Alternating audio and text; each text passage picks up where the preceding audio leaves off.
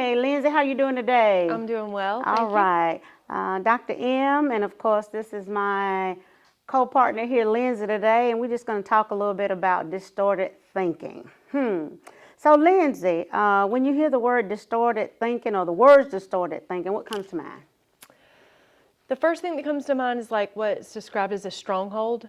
Like whenever you fully believe that something is one way and it's wrong, it's false. What's making you believe that? That's what comes to mind initially. Okay. And like I tell people, there's no right or wrong answer. So, for me, when I think of distorted, that means things like it's out of order. Okay. So distorted thinking, it could be thinking that someone thinks it's out of order due to many different things. Doesn't mean that it's bad thinking, but it's just I'm thinking different, you see, or something has caused me to think this way, you see. And sometimes it can be our environment, our upbringing. It can even be a habit, or an addiction. Right. It can be information or something that we're uninformed about. You see, it's just so many things. That's why I tell people it's like a spider web. It's really not one thing that you can say, ha, this will cause a person to have distorted thinking. Because a lot of times what I'm thinking, it doesn't appear to be distorted to me. Because that's the way I've been thinking, you know. And then after I have perhaps a conversation with someone else who thinks another way, then that'll cause me to think, what I've been thinking, does that make sense or not? You see? So as we, work with different participants here in our Approved program, or even people that we meet, in our workplace, or even with our children sometimes, if we're not careful and not willing to have a conversation, about what could appear to be distorted thinking, it really might not be distorted thinking. I know that's kind of a tongue twister, and it doesn't make, sense to everybody, but I've just learned to try to think through what I'm thinking, if that makes sense. Give yourself time. Yeah. Right. And also what I've learned is just because I think one way and you think another way, it doesn't mean that it's bad. You see, we just need to have a conversation and say, hey, okay, well, that's what you think. This is what I think. Now, okay, how can we continue to work through this? Yeah. That's right. So distorted thinking, like so many things, I believe is informed thoughts that we bring from our childhood. The example that I like to use is we live in a time now where you have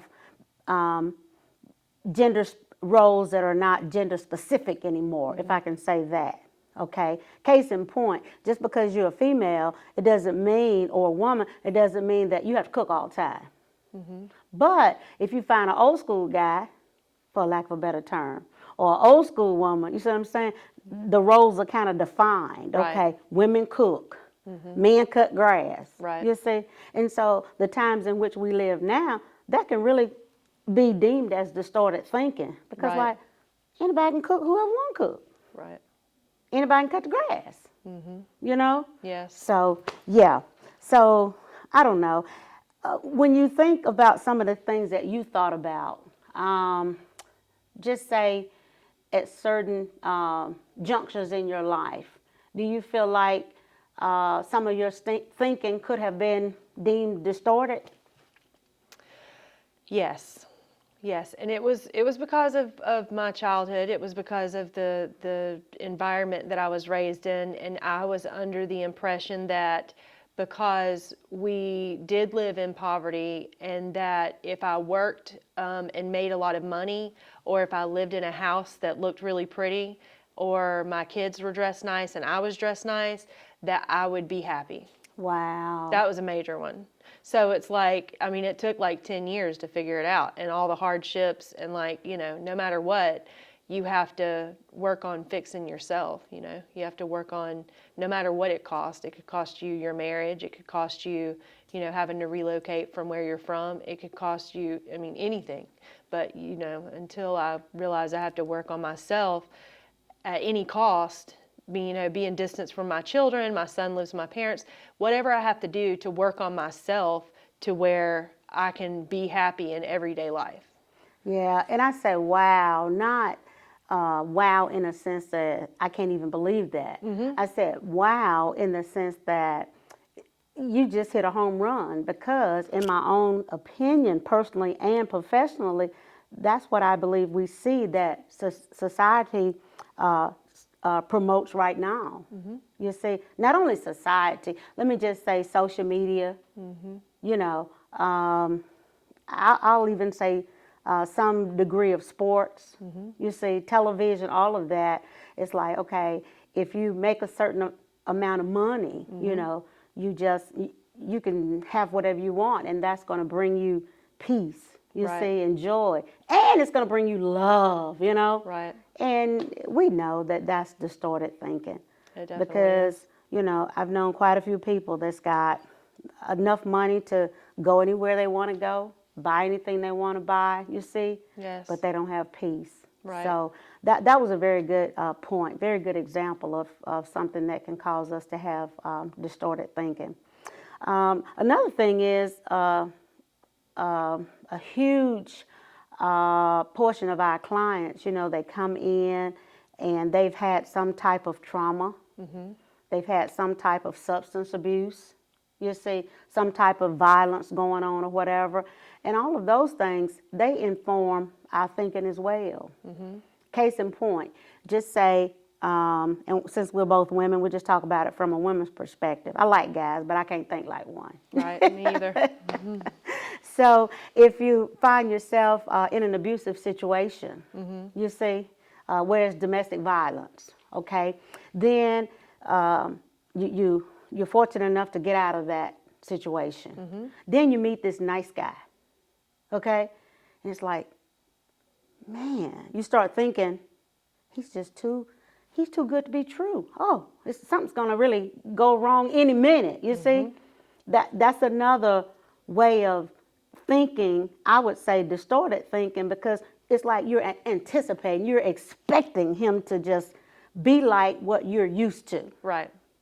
You see? I do. So we desire and we want different and we want better, but when we get it, it's almost like we're afraid of it because we don't know how to embrace it, because we're Right. so used to the other. Right. So it's just so many things that, that informs or misinforms our thinking. Look, I'm thinking as we're talking now, we just want better in so many things in our lives, but until we can just really buckle down and say, I'm going to do this, you know, and get all these other thoughts out of our head, you know. And I can use myself as an example. It's like changing to a healthy eating habit, you know. It's like, man, why am I having that word war with my own self? I'm not talking to anybody else. You see what I'm saying? And I keep telling myself, I know what to do, and da-da-da-da. It's a form of distorted thinking. If I know what to do, why can't I just follow through and do it? Right. You see? So I guess what I'm saying in a nutshell, distorted thinking can come from many different things. Things that we've dealt with in the past, things that we're dealing with now, and even things that we think we have a desire or a hope to do later. You see? Right. A lot of the people that come into our approved program, you know, they tell us that they want to do this and they want to do that. And I tell them, never lose sight of your dream. But the reality of it is, you got to be able to think about your short-term goals, you see. Right. Because there's no way you can miss these steps and just jump all the way up here, That's right. you see. But until we... and I can't even think of the phrase to use right now, but until we regroup and buckle down and become realistic in our thinking, let me say that. And then some people would say, well, what does realistic thinking look like? For me, it looks like writing things out step by step and then working on this first step and then get to the second step, you know. And that will cut down on some of the frustrations that's surrounding our thinking as well. Right, or if you have, if you have a large goal and then you break it down into smaller goals, and if you just keep yourself busy day to day, just doing the next right thing that's related toward that goal, then before you know it, you've been distracted by working towards those smaller goals that you don't have time to sit around and have those moments of where you're, getting caught up in distorted thinking, Yeah. thinking that it's something that you can't obtain, thinking that, it's unrealistic that you can't get it when everybody, can do anything they want to within reason. Like you said, you just have to have goals and dreams. So many people just lose sight of that because they're caught up in thinking that this is the way it's always going to be, or a big part of it is whenever I had my thinking was very distorted, was I was like, I wasn't even aware of spending time going to classes, going to therapy sessions to work on myself. I just thought I'm not enough to be able to keep up and to live my, to work, take care of home and all this stuff and be happy. And so it's just, it's like you say, that's why I tell everybody whenever I do intake, I'm like, just come up here, it's laid back, nobody's here to judge you. We've all been through things ourselves, and you just have to do something different to get out of whatever situation you're in that's a negative situation. Yeah, and many of not only just the participants that come here for our approved program, but I don't want to say I'm surprised. I want to say I'm in awe at the number of participants who've never achieved one thing in their whole life. They don't have anything that they have gotten a certificate for or an award for, and so they don't think they can do anything, you see. And a lot of them, if the truth be told, they come out of an environment where people have continually told them, you'll never be able to do anything. You can't do that, Right. Your mom didn't do da-da-da-da-da, your dad did, Or if you start trying to do some things and achieve some things and feel good about yourself, then because these other people in your environment have never done anything, then they start looking at you sideways and start talking about you. Well, so who you think you are? You da-da-da-da-da. And then I've seen some people, it caused them to shrink back because they don't want to feel like they are excelling above their group, their peers here, you see? Right. And so, it's so many things that can just really mess with our thinking. You're right. But I've looked at the joy, and then I watch the tears when they get not minimizing it, but what I might consider that first little piece of paper of accomplishment, when they get it for completing our class, and it's like, wow, I can do something. You see what I'm saying? Definitely. Yeah, and then that puts the wind beneath their wings, and then they want to know, what else can I do? What else can I do? You see? Yes. So it's awesome. I'm in awe at how, and I know I can't see inside their head, or their heart, but from what I see, on the outside, their expressions, their mannerisms and everything, I see the transformation begin to take place as they begin to believe that, their thinking is changing. Yes. Now I can achieve, I can accomplish, you Yes, see? you're right. And it makes a world of difference. It definitely does. And then because we work with parents trying to help them help their children, look, when their thinking change, guess what? That spills over to their children. Now you're able to feel better about telling your children what they can do. Because I'm telling you, if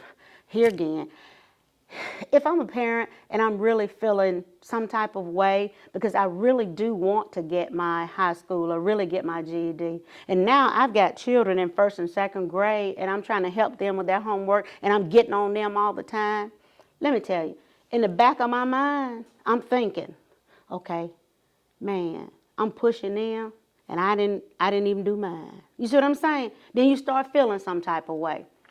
And telling you what I know, I've talked to some parents, and that has really caused them to shy away from trying to help their child because they feel like they were inadequate. You see what I'm saying? Inadequate to even help a 1st or a 2nd grader because of their lack of, I'm going to say support, encouragement, or belief in themselves to obtain some things. So, look, that thinking can send us somewhere. Definitely. You know, Definitely. even if you never say negative things to me, you see, if I'm honest with myself, there's some things that I'm thinking about myself because I have not achieved certain things by a certain age. You see what I'm saying? Because I haven't done certain things, I'm still thinking Yes. and feeling some type of way. So, yeah, it's freeing when we can learn that there's help out there or out here and available to help us even with our thinking. Isn't that something? It is. It definitely is. Wow. So,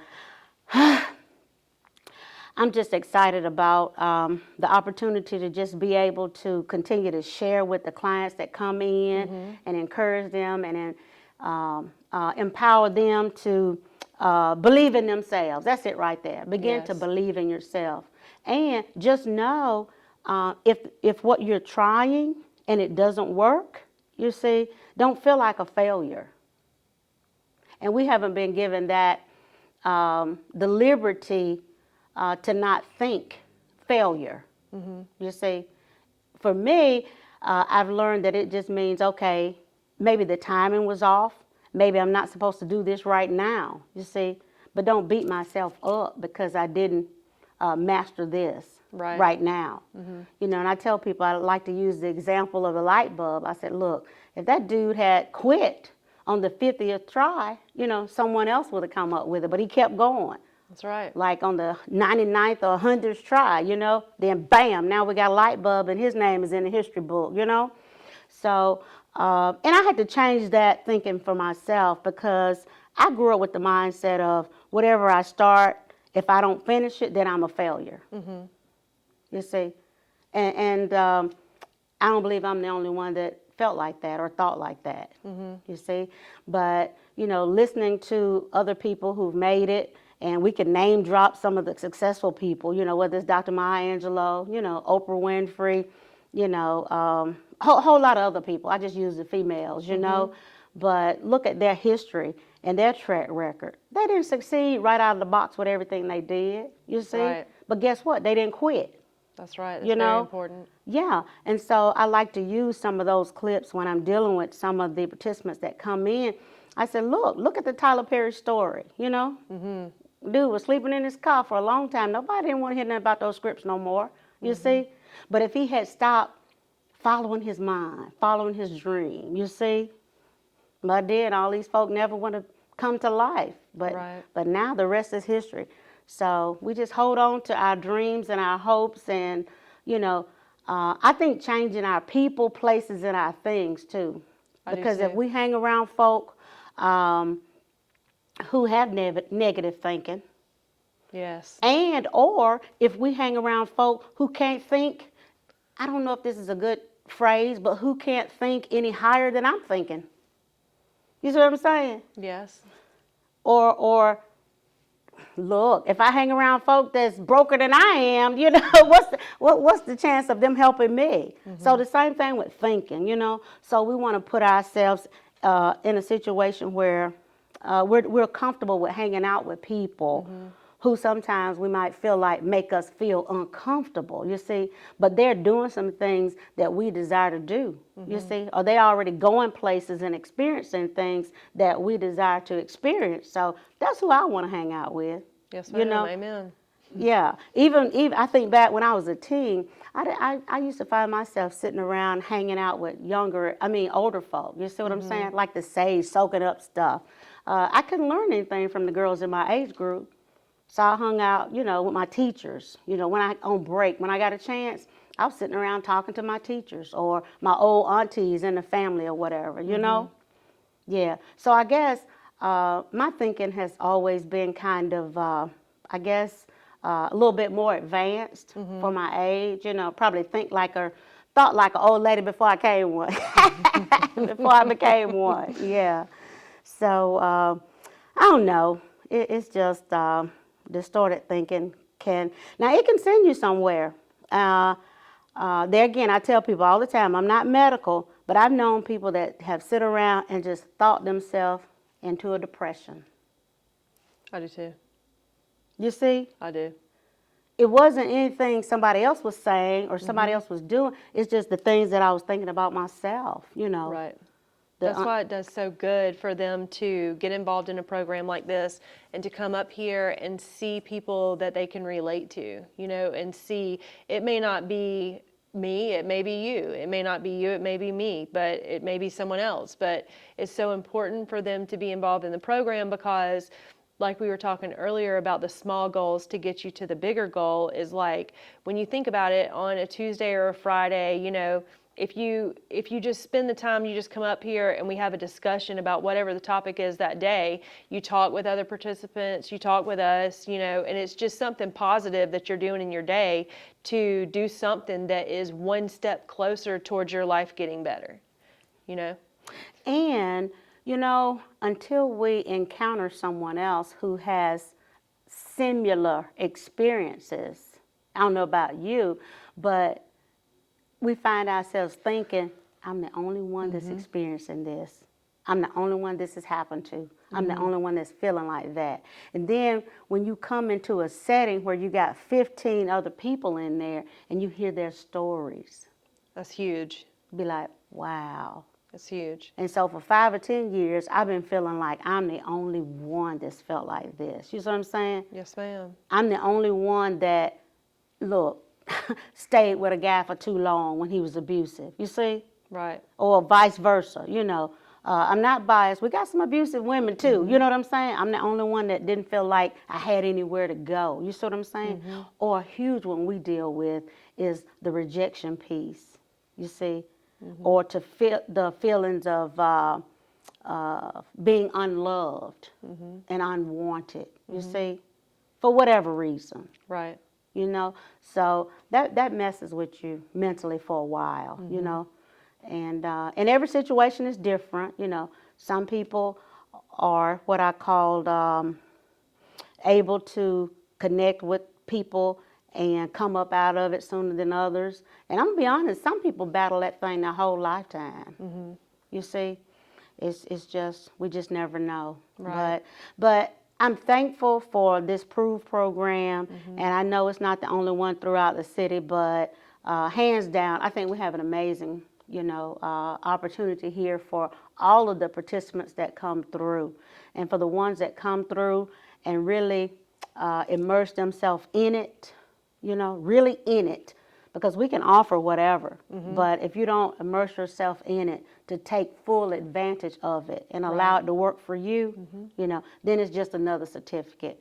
But we have many success stories for the ones who come in that have really taken it to heart, and we've seen lives changed. Definitely. Yeah, not just the thinking change, but we've seen the results, you know, Right. and it makes a big difference. So I'm excited about it. Thankful for this opportunity to sit and just share. I know I probably talk the most, but hey, That's okay. about this distorted thinking, and hopefully we'll get a chance to sit down and talk about it some more and see what else we can come up with. Because like I said, there's no one or two things that causes distorted thinking. Right. You see, I can be thinking a certain way about something right now, and then I can have an experience, and it will change the way I think about that. You see. Yes, ma'am. So that's the unique thing about us. We change as we grow, and as we grow, we change. And our thinking as well, it changes. Yes. So, yeah, that's my story. I'm sticking to it. Yes, it sounds good. Got anything else you want to add before we wrap it up? No, I think it's a great program, and I always encourage the participants to continue to come because no matter what they're going through, they may feel like they're just in a lowly spot, or they may feel alone, or they may feel like whatever they're going through, like you said, like they're going through it and they're the only one, you know, it's so consumed their thoughts that, you know, it's uncomfortable to come into a room and be vulnerable and speak about things. But if you can just push past that and come, and you don't even have to tell your story, just hear other people talk about their life's experiences, it's definitely, it's something that can be life-changing and be able to change your distorted thinking. Amazing. All right. Well, stay tuned. We'll come back and do another segment at another time. Thank you so much for hanging out. Yes, you too. All right. Thank you. All right.